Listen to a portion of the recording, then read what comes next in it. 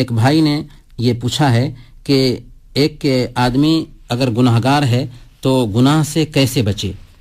ابھی ہم نے عرض کیا ہے کہ ایک انسان اگر گناہ کرتا ہے اور گناہ پہ گناہ کیے جا رہا ہے تو اسے سب سے پہلے یہ سوچنا چاہیے کہ جس اللہ کی وہ نافرمانی کرتا ہے اللہ رب العالمین اسے سن رہا ہے، اسے دیکھ رہا ہے، اس کی نافرمانی کر رہا ہے. یعنی یہ احساس اس کے اندر پیدا ہو جائے کہ اللہ رب العالمین ایک ایک حرکت کو وہ جان رہا ہے اور اس کی ایک ایک حرکت سے واقف ہے. یعلم خائنۃ الاعین وما تخفی الصدور. اللہ رب العالمین آنکھوں کی خیانت کو اور سینوں میں چھپے ہوئے بھیدوں کو بھی جانتا ہے. یہ احساس پہلے نمبر پر پیدا ہو جائے. دوسرے نمبر پر اس کے اندر یہ احساس پیدا ہو جائے کہ فرشتے ہیں جو ہماری ایک ایک حرکت کو ریکارڈ کر رہے ہیں اور کل قیامت کے دن وہ ساری چیزیں ہمارے سامنے میں کھول کر کے رکھ دی جائیں گی. اللہ تعالیٰ نے فرمایا ما یلفظ من قول الا لدیہ رقیب عتید کہ ایک انسان جو کچھ بھی بولتا ہے فرشتے ہیں جو اس حرکت کو نوٹ کرنے کے لیے تیار رہتے ہیں.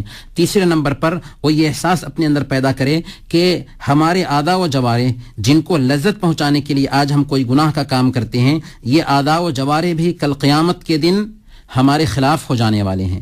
جب یہ احساس اس کے اندر پیدا ہوگا تو عجیب طریقے سے وہ گناہوں سے بچ سکے گا. اسی طرح سے یہ بھی احساس اس کے اندر پیدا ہونا ہے کہ جب ہم گناہ کر رہے ہوتے ہیں تو اس وقت موت کو یاد کر لیں. یہ احساس اپنے اندر پیدا کریں کہ اسی حالت میں اگر موت آ گئی تو ہم اللہ رب العالمین کو کیا چہرہ دکھائیں گے. اللہ رب العالمین کے پاس ہم جائیں گے تو کون سا چہرہ لے کر کے جائیں گے؟ اگر وہ پوچھے گا کہ اے بندے ہم نے تجھے نعمتیں دی تھی، میری نعمتوں کا استعمال کیا اور میری ہی غیرت کو چیلنج کرتا رہا، تو اگر ایک انسان گناہ کرتے وقت موت کو یاد کرتا ہے تو کسی صورت میں وہ گناہ کا کام نہیں کر سکتا. بلکہ یاد رکھیں کہ گناہ سے نعمتیں بھی چھین لی جاتی ہیں، تو گناہ کے انجام پہ بھی اگر ایک انسان غور کرے گا تو گناہ کرنے سے بچتا رہے گا.